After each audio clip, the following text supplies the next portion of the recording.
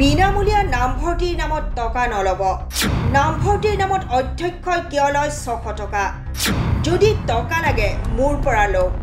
শিক্ষাৰ্থীৰ পৰা টকা ললে বিনামূলীয়া শব্দ আমি কিয় কম ৰেহাই মূল্য বুলিহে কম সৰস্বতী পূজাৰ ফিজু নলব শিক্ষাৰ্থীৰ পৰা এনেদৰে মহাবিদ্যালয়ৰ অধ্যক্ষলৈ কঠোৰ হকিয়নি মুখ্যমন্ত্ৰীৰ অধ্যক্ষসমূহলৈকে মোৰ এটা অনুৰোধ যে আপোনালোকে জানে যে মহাবিদ্যালয়খনত আমি ফ্ৰী এডমিশন দিওঁ তাৰ পিছত ষ্টুডেণ্টৰ লগত আমি কিয় জুজবাগৰ কৰি থাকিব লাগে আৰু এটা 600 টকা আমি কিয় ষ্টুডেণ্টৰ পৰা ল'ব লাগে লাগিলে 600 টকা মোক খুজি দিয়ক আকৌ যে মুখ্যমন্ত্ৰী মহোদয় আপুনি যদি ইমান দিছেই মোক আৰু এটা 600 টকা দি দিয়ক অধ্যক্ষসকলৰ লগত ষ্টুডেণ্টৰ সম্পৰ্ক তেতিয়া ভাল হ'ব যেতিয়া ইউ কেন টেক ক্ৰেডিট যে বাবা মই চৰকাৰে দিয়া বুলি ক'ব নালাগে যে মই টুক ফ্ৰী এডমিশন কৰি দিলোঁ complete go and sign in the life আপোনালোকে লগত কি লগাই দিয়ে নহয় নহয় মেগাজিন ওলাব লাগিব কলেজ উইক কৰিব লাগিব 600 টকা দিয়ক You are not tax collector of Guwahati Municipality Corporation. এই যেটো আজি মই এই মিটিংখন নাপাতিলো হেতেন এই মিটিংখন যোৱাকালি পূব বংশৰ কলেজৰ অধ্যক্ষক মোৰ নিজৰ ইনিচিয়েটিভত মই সাসপেন্ড কৰিছিলো Ranoj Pegu was reluctant DPI was reluctant মই বুজাই দিম বুজোৱা বুজি কথা নাই কিয় বুজাব লাগে কাক বুজাম আমি মই মোৰ লৰাকহে বুজাম বাকি মই কলেজৰ অধ্যক্ষ এজনক বুজোৱাৰ মোৰ সাহস আছে নেকি I have to implement the rule and law বুজোৱাৰ মোৰ অধিকাৰ ক'ত আছে বুজালে তেওঁ বুজিব কিয় মোক ক'ব ভাই আপুনি এজন মুখ্যমন্ত্ৰী আপুনি তো আপোনাৰ কি ডক্টৰেট আছে কি PhD আছে মই ইমান শিক্ষা দীক্ষা ললো মোক কিয় আপুনি বুজাই সো আমাৰ তো বুজোৱা কাম নহয় না বুজনি লোৱাটো আপোনালোকৰ কাম being the government employee public servant, it is your responsibility to obey the government order in toto. আজি বেলেগ বাদ দিয়ক মুখ্যমন্ত্ৰীৰ সমষ্টিৰ খোৱালকুছি কলেজতে 600 টকা উঠাই দিছে অধ্যক্ষজনে মূলকে লড়াইটো আৰু অসত্য কথা নকয় হোৱাটছআপত আহিব ফেচবুকত আহিব and I have a connectivity with the student community. So more request আজি গৈ আপোনালোকক লাগিলে 600 টকা মই আৰু বেছি কৈ দি দিম কোনো অসুবিধা নাই but free admission should be free admission ইয়াত কোনো ডাইলুশন হ'ব নালাগে এটা সামৰ পৰা আপোনালোকে টকা লয় যোন সমাজত সমৰ্থবান 4 লাখ টকাৰ ওপৰত ইনকাম আছে এইবাৰ আমাৰ সাৰ্কুলাৰ 2 লাখ টকা আছিল কিন্তু পিছত আমি ডাইলুট কৰি দিলু যে ৰেশন কাৰ্ডখন থাকিলে দিব সো বাই ইমপ্লিকেশন ই 4 লাখ হল যদিও গভৰ্নমেন্টে 2 লাখ টকা লৈকে দিয়ে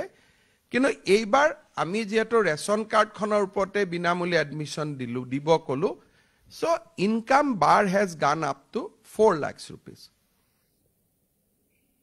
যেতিয়া 4 লাখ টকা আমাৰ ইনকাম বাৰ হল তাৰ ওপৰৰ ফিজ আপোনালোকৰ লগত আছে জি ফিজ আছে এতিয়া এই কথাখিনি যে 600 টকাটো আমি কিয় ললো কলেজৰ অধ্যক্ষ সমূহে ভাবে যে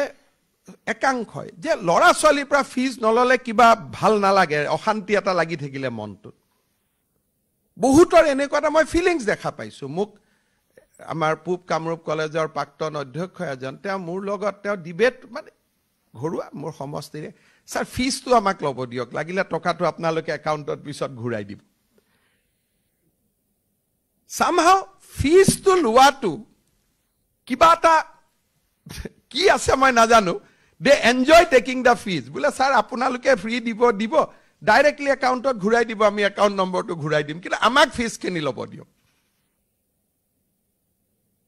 আপোনালোকে কাবাক এপইন্টমেন্ট দি থৈছে কলেজত without following government rules and regulation তেওঁলোকে 1 তাৰিখে আহি আপোনালোকক দিগদাৰি কৰে সো আপোনালোকৰ নেপোটিজিমটোৰ কাৰণে Don't put government in trouble. নম্ৰতাৰে নিবেদন ষ্টুডেণ্টছৰ পৰা যিসকলে 600 টকাটো লৈছিলে আজি আপোনালোকে উভতাই দিয়ক কুৱেটৰ বিনামূলীয়া এডমিশ্যনৰ পইচাও আমি আপোনালোকক 30 ছেপ্টেম্বৰত দি দিম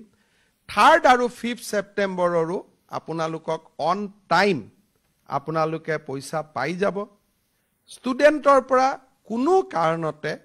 আপোনালোকে টকা পইচা সৰস্বতী পূজাৰ চান্দাটো কালেক্ট নকৰিব let them have a feeling that society takes care of them so a clear message should go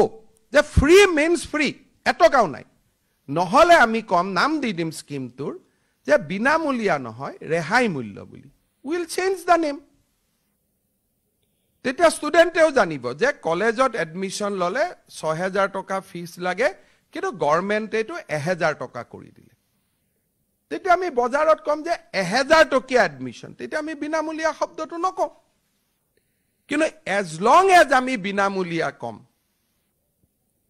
এটো বিনামূলীয়াই হ'ব লাগিব মই আশা কৰিছো যে অহা 15 দিনৰ ভিতৰত যি সকলে ভিডিঅত শুনি আছে সকলোৰে কাৰণে কৈছো যে অহা 600 শব্দটো মই কেনেকৈ গম পালো কোনবাই যদি 600 নলয় মইতো 800 বুলিও গম পাব পাৰিলো হেতেন মই 900 বুলিও গম পাব পাৰিলো হেতেন এই যে 600 শব্দটো গম পালো তা মানে 600 লয় কাৰণে 600 বুলি গম পালো একাৰণে মোৰ সকলোকে ৰিকুৱেষ্ট আজি যেহেতু আপোনালোকৰ হাতত একাউণ্টত টকা পইচা ট্ৰান্সফাৰ হল অহা কালি পৰহি ধুনিয়াকৈ 600 টকাটো উভতাই দিয়ক মোৰ নজৰ থাকিব মই ডিসি সকলকো কম যে চেক কৰিবৰ কাৰণে আৰু আপোনালোকে এইটো উভতাই দিব বুলি মই আশা কৰিছো কলেজৰ অধ্যক্ষ সমূহলৈকে